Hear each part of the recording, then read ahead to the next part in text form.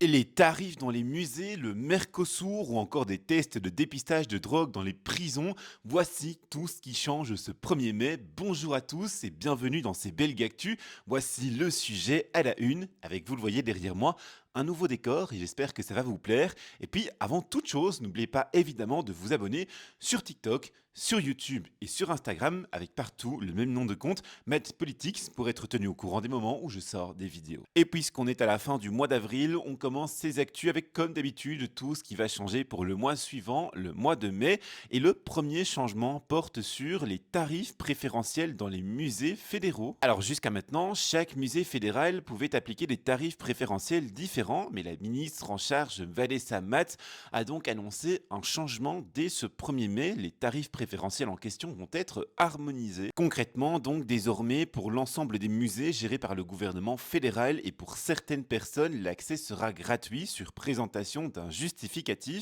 Il s'agit notamment des enfants de moins de 3 ans, des personnes en situation de handicap et de leurs accompagnants, des enseignants ainsi que des journalistes.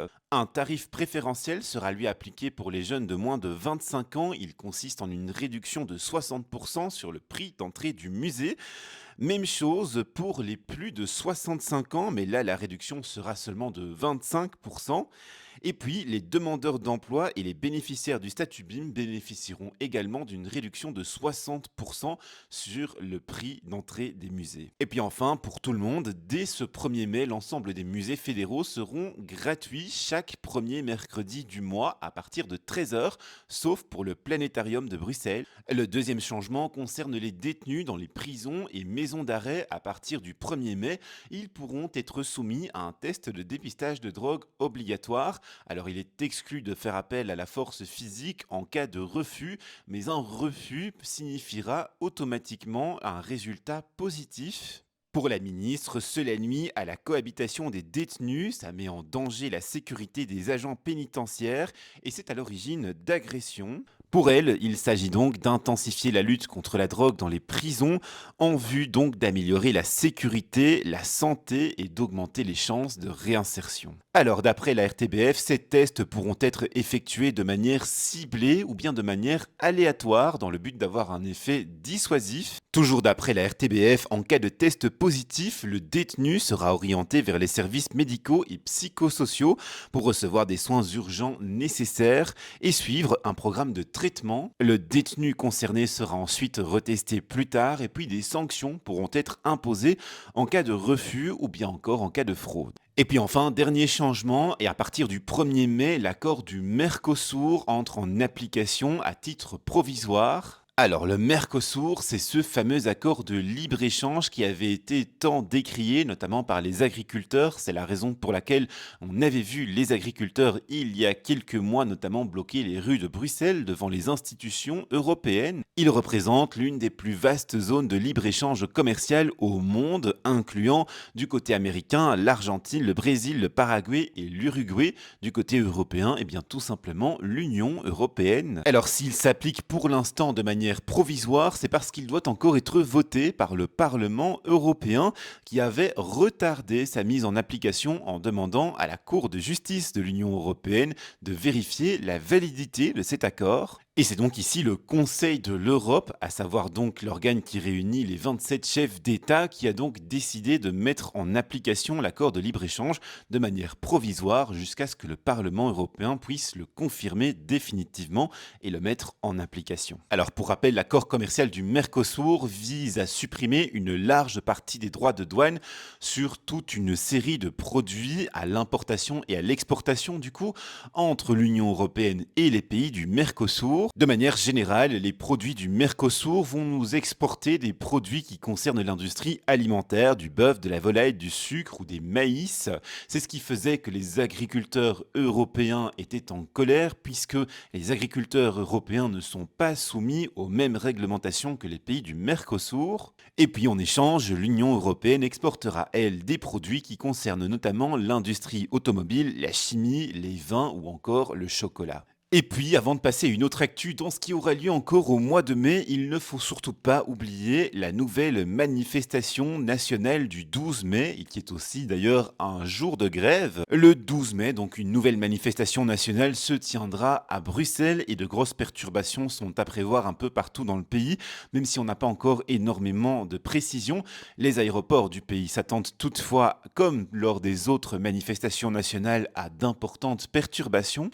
Le Front commun syndical, donc, qui réunit l'ensemble des syndicats du pays, entend à nouveau protester contre les mesures du gouvernement Arizona et plutôt cibler ici la réforme des pensions, qui est une réforme véritablement majeure qui va toucher tous les métiers. Depuis la mise en place du gouvernement Arizona, les précédentes manifestations nationales avaient systématiquement réuni entre 80 et 120 000 personnes dans les rues de Bruxelles. Et puis, lorsqu'on parle de pensions et de grève, attention aussi parce que le secteur de l'aviation tout entier pourrait s'arrêter à tout instant et se mettre en grève. Le Front commun syndical dans le secteur de l'aviation pour les pilotes a déposé un préavis national de grève pour protester justement là aussi contre la réforme des pensions, puisque les pilotes, que ce soit civils, militaires, transport de fret, etc., ont tous un problème. La réglementation européenne leur interdit de voler au-delà de l'âge de 65 ans. Mais en Belgique, le ministre des Pensions a décidé de porter l'âge de leur retraite à 66 ans. Il y a donc pour le ministre une année avant de partir à la retraite où ces pilotes doivent trouver une autre fonction au sein de leur compagnie aérienne. Sauf que pour les syndicats, il n'y a pas de place pour tout le monde dans les autres fonctions des compagnies aériennes et justement l'un des éléments qui a déclenché le fait pour les syndicats d'annoncer un préavis de grève nationale, c'est le licenciement par la compagnie Brussels Airlines d'un pilote qui avait atteint l'âge de 65 ans. Alors selon les syndicats, ce pilote aurait été licencié sans aucune indemnité. Le ministre des Pensions Yann Yambon avait réagi à ce licenciement en estimant qu'il ne pouvait s'agir que d'un cas particulier, un cas isolé qui ne nécessitait pas d'ajustement dans la nouvelle réforme des pensions. Mais donc, pour les syndicats des pilotes, la situation est devenue intenable. Ils ont donc déposé ce préavis de grève nationale en indiquant qu'il s'agissait ici de laisser une dernière chance au ministre des Pensions, Yann Yambon, qu'il désigne comme le responsable d'un chaos. Alors, puisqu'il s'agit d'un préavis, évidemment, la grève n'a pas encore commencé, mais donc, s'il n'y a pas de changement de position de la part du gouvernement Arizona, les pilotes sur l'ensemble du pays pourraient se mettre en grève. Voilà tout donc pour les changements qui sont possibles ou qui vont arriver au mois de mai. Je vous propose maintenant de passer à une autre actu et vous l'avez peut-être celle-ci déjà vue dans les shorts. Le gouvernement a fait passer il y a quelques jours une nouvelle loi interdisant l'accès au territoire belge et à l'espace Schengen et ce, à vie aux personnes fichées comme terroristes ou radicalisées. En effet, il faut savoir que donc jusqu'à maintenant en Belgique, les personnes qui étaient fichées comme terroristes ou radicalisées n'étaient pas interdites à vie de l'accès au territoire belge et à l'espace Schengen. Les interdictions pouvaient être uniquement temporaires. Elles sont désormais inscrites dans la loi comme pouvant être à durée indéterminée, donc à vie. Alors concrètement, donc, la loi se base sur la liste TER, terroriste extrémiste radicalisé, de l'OCAM, donc l'organe d'analyse de la menace en Belgique. Alors, cette liste donc classifie les personnes concernées en 5 catégories différentes que vous voyez s'afficher maintenant à l'écran. On y voit par exemple les personnes qui sont parties à l'étranger rejoindre une organisation terroriste pour combattre, ou bien les personnes qui se sont radicalisées. Le but de cette liste à la base pour l'OCAM, c'est donc de pouvoir aussi surveiller les personnes donc, qui pourraient représenter un danger et de partager les informations. Désormais, donc légalement, l'État pourra s'appuyer sur cette liste pour interdire à vie l'accès au territoire belge et à l'espace Schengen de l'Union européenne à toutes les personnes qui se trouvent justement sur cette liste. Concrètement, donc désormais, lorsqu'une personne sera fichée sur cette liste, les informations seront partagées avec la banque de données nationale générale de la police. Elle sera également inscrite aussi dans le système. Mais elle sera également inscrite aussi dans le système d'information de l'espace Schengen. Et puis en plus de cela, donc l'Office des étrangers pourra désormais refuser les demandes de visa et de titre de séjour des personnes donc qui se retrouvent sur cette liste. Autre actu maintenant, elle concerne la loi programme qui doit traduire en mesures concrètes tout ce que le gouvernement a décidé dans le budget 2026, c'est-à-dire par exemple la limitation de l'indexation des salaires ou encore l'augmentation des accises sur le gaz.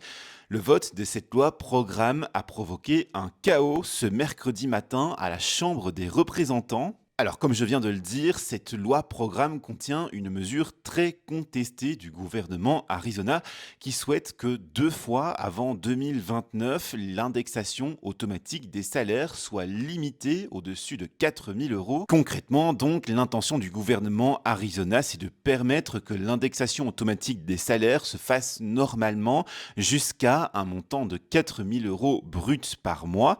Tout ce qui est gagné au-delà des 4 000 euros bruts par mois se transforme en un montant fixe qui est calculé justement sur le montant de 4 000 euros bruts par mois. En clair, donc, si vous gagnez 5 000 euros bruts par mois, eh bien, lorsque cette indexation spéciale s'applique, eh bien, on indexe comme si vous ne gagniez que 4 000 euros bruts par mois et donc votre salaire augmente moins fort. La mesure a été très fortement contestée et il faut le dire, autant par le patronat que par les syndicats. Il y a quelques semaines, en effet, patrons et syndicats s'étaient réunis en un groupe d'une dizaine de partenaires sociaux et avaient décidé de proposer au gouvernement une alternative à cette limitation de l'indexation.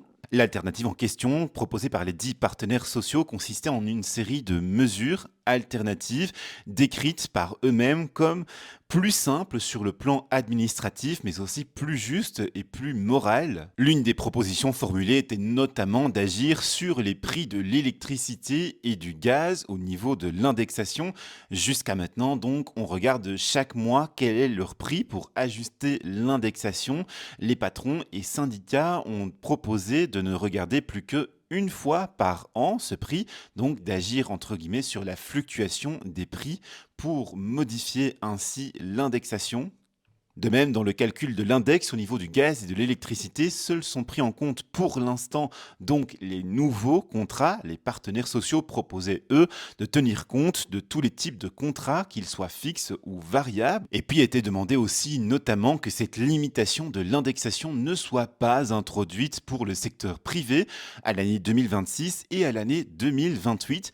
Mais donc le gouvernement fédéral en a décidé autrement. Il a décidé de ne pas tenir compte de la proposition des partenaires sociaux et d'avancer donc dans les discussions au niveau de la Chambre des représentants pour faire voter cette limitation d'index ainsi que le reste de la loi programme. Le reste de cette loi programme contient notamment l'augmentation justement des accises, donc des taxes sur le gaz et l'électricité. Alors elles ont été reportées pour le moment, mais donc la procédure prévoit qu'il faut évidemment voter l'augmentation de ces accises pour que cela puisse être mis en application. Mais ce mercredi matin, donc, alors que la loi en question devait être débattue à la Chambre des représentants, les partis de l'opposition notamment ont décidé de ne pas laisser faire et ils ont fait en sorte de renvoyer toute une série d'articles de cette loi pour avis au Conseil d'État. Alors pour faire ça, il faut qu'au moins 50 députés sur les 150 de la Chambre des représentants votent en faveur du renvoi de différents articles donc au Conseil d'État dans le but que le Conseil d'État rende un avis négatif ou positif sur les articles en question.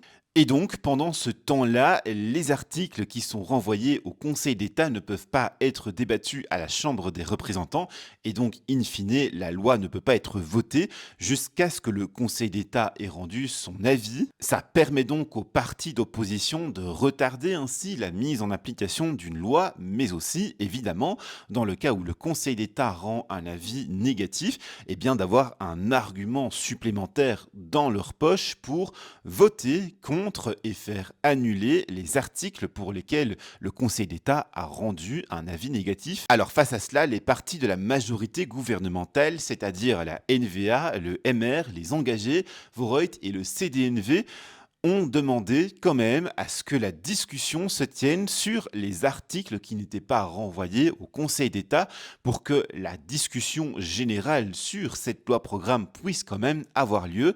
Mais là, surprise, il n'y avait pas assez de députés présents du côté de la majorité gouvernementale et les partis d'opposition l'ont compris. Ils ont donc ce matin tous quitté la séance plénière et ça a eu un effet direct puisque lorsqu'il n'y a pas assez de députés présents au sein de la Chambre des représentants, aucun débat ne peut avoir lieu. Les partis d'opposition ont donc compris qu'il n'y avait pas assez de députés présents au moment des votes, donc du côté de la majorité gouvernementale, et pour faire en sorte de paralyser les débats, qu'ils ne puissent pas se tenir, le tout s'est donc déroulé dans un contexte très tendu, avec des échanges houleux et quelques noms d'oiseaux qui se sont échangés entre les députés. Alors au moment où vous verrez cette vidéo et qu'elle sera publiée sur YouTube, les débats auront théoriquement repris, mais vous le voyez donc, le vote de cette fameuse loi programme reste très compliqué.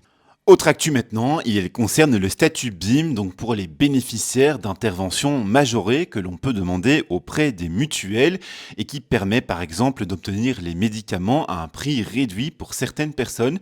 Le ministre de la Santé, Frank Vandenbroek, qui est au parti Vooruit, a annoncé une réforme de ce statut BIM en vue d'en durcir les conditions d'accès. En effet, pour le moment, et d'après la mutuelle Partenamut, pour accorder ou non un statut BIM, on regarde les revenus d'un ménage et en gros, le ménage ne peut pas avoir plus de 28 054,93 €, qui est donc le plafond maximum de revenus annuels. Si les revenus sont en dessous, eh bien le statut BIM peut être accordé. Alors ce plafond maximum, il augmente de 5 000 € en plus par personne qui habite donc dans le même ménage.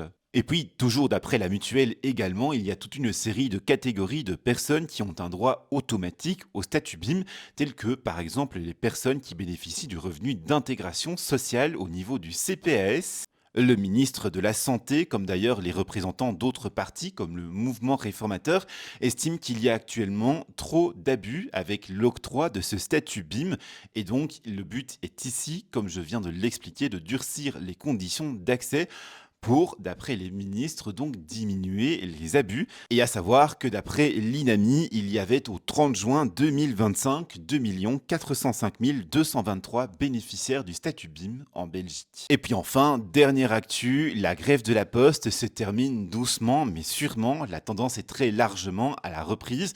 Certains syndicalistes ont estimé qu'il faudrait jusqu'à 1 mois et demi pour résorber tout le retard accumulé. Ce mercredi, en Wallonie, 92% des tournées étaient assurées par les facteurs. En Flandre, il n'y a plus aucune grève, le service tourne lui à 100%, reste encore quelques centres de tri qui sont bloqués dans la région bruxelloise. Mais donc, vous le voyez, s'il y a encore des grèves à certains endroits, la tendance est à la fin et à la reprise du travail. Voilà tout pour les belles actus de ce mercredi, j'espère que mon contenu vous a intéressé et évidemment, si c'est le cas, n'oubliez pas de vous abonner et d'activer la cloche de YouTube pour être tenu au courant des moments où je sors des vidéos. Quant à moi, je vous dis au maximum à lundi, cette fois, je ne suis pas sûr de pouvoir faire les belles actus dimanche pour justement donc les prochaines belles actus. Ciao!